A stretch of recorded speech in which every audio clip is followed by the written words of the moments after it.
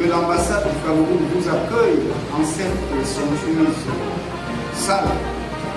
des banquets de l'hôtel olympique à l'occasion de la célébration de la 52e édition de la fête de l'unité nationale. Des célébrations qui, généralement organisées le 20 mai de chaque année, se tiennent cette année à Brazzaville avec un léger différé dû à des contraintes diverses, mais qui n'enlèvent rien, bien évidemment, au sens des présents qui travaillent. Il s'agit d'un rendez-vous républicain qui célèbre la prise de conscience il y a 52 ans par les fils et filles du Cameroun de tous horizons de la nécessité de rejeter l'héritage colonial de la division et de s'unir autour de valeurs qui nous sont propres pour la poursuite d'un destin commun. Plus d'un demi-siècle plus tard, notre pays a, le moins que l'on puisse dire, maintenu le cap sous la très haute impulsion du chef de l'État, son Excellence Kouroudia, président de la République du Cameroun. Pour vous qui avez fait le choix de l'expatriation, ce cap vous interpelle tous, car l'unité nationale du 20 mai 1972 n'est pas qu'une unité géographique qui n'aurait pas à s'exprimer hors de nos frontières, mais bien davantage une unité de destin, d'esprit, de valeurs et d'aspiration. De ce point de vue,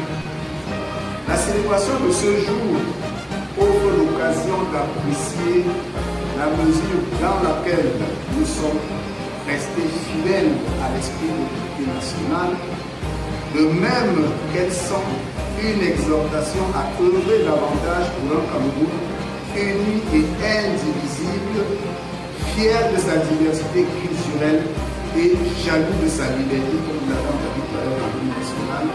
pour reprendre une expression chère au président de la République, son Excellence Kouroudia,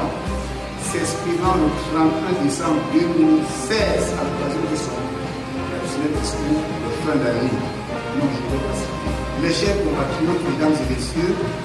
chers invités, je voudrais à cet égard me féliciter de la solidarité dont vous avez fait preuve lors des événements de Rousseau, consécutifs à l'enlèvement et à l'assassinat de la jeune Sequoia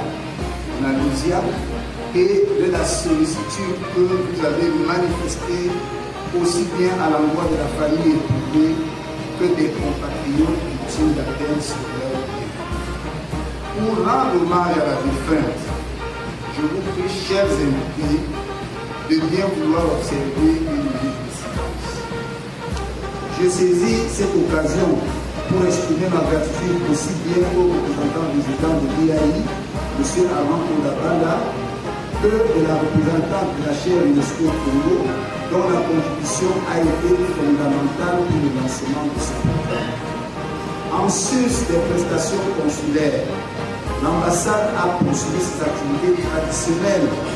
d'encadrement de la communauté camerounaise et de protection des intérêts de notre pays. À cet égard, s'agissant d'un dossier sur lequel je m'étais engagé lors de la présentation des petits vidéos de meilleure conférence, apprécie particulièrement la reprise des rôles de la compagnie nationale aérienne Camelco est en passe de devenir une réalité avec des vols déjà programmés pour début juin sur Pointe-Noire. Cette reprise des vols devant booster les échanges entre le Cameroun et le Congo,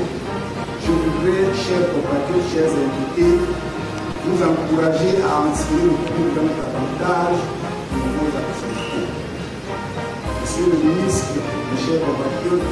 mesdames et messieurs, chers invités, célébration de ce jour est l'apothéose d'une série d'activités commencée depuis le lundi 13 mai par la formation dans les domaines de TIC dont j'ai parlé il y a quelques minutes,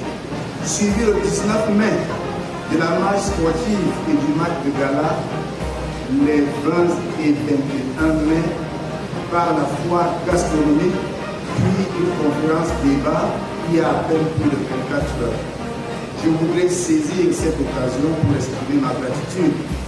à tous ceux qui, directement ou indirectement, par leur soutien multiforme, ont œuvré au bon déroulement des présentes festivités. Un merci particulier aux différents sponsors et autres partenaires dont les apports ont été grandement appréciés. Chers invités, mesdames et messieurs, il ne nous a pas échappé que depuis quelques jours, la chancellerie a déménagé pour les nouveaux locaux, signe à la venue prospère d'ancien. Cette relocalisation répond à un souci de modernisation des infrastructures abritant les services de la chancellerie, ainsi que de la résidence du Cameroun en Brazzaville, prescrite par le chef de l'État. Très prochainement seront les travaux qui doteront notre pays d'un véritable complexe diplomatique à l'image de la diplomatie camerounaise qui contribuera à poursuivre à améliorer le paysage urbain de cette très belle ville de Brazzaville. Je saisis cette occasion pour exprimer au chef de l'État, son Excellence Paul-Biya, président de la République du Cameroun,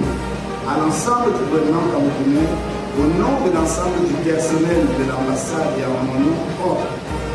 notre infinie gratitude pour les dispositions ainsi prises pour améliorer le cadre de travail ainsi que pour une meilleure représentation de notre pays.